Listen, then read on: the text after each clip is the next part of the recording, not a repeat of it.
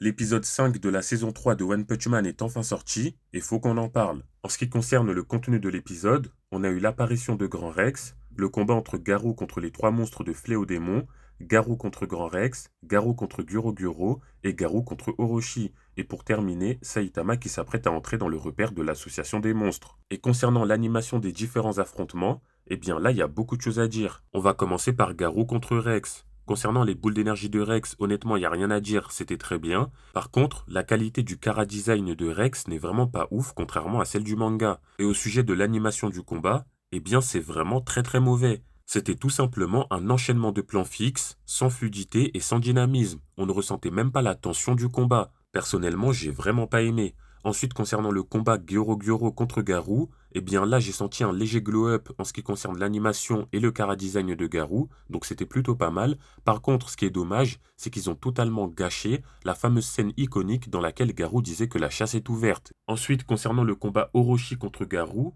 c'était tout simplement catastrophique. L'animation était juste dégueulasse. Pour tout vous dire, j'avais carrément l'impression de regarder une fan animation.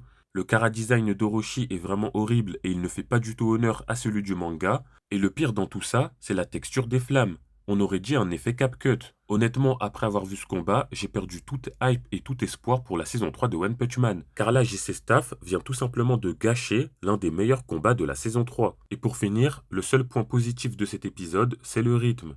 Car ça allait beaucoup plus vite que dans les épisodes précédents.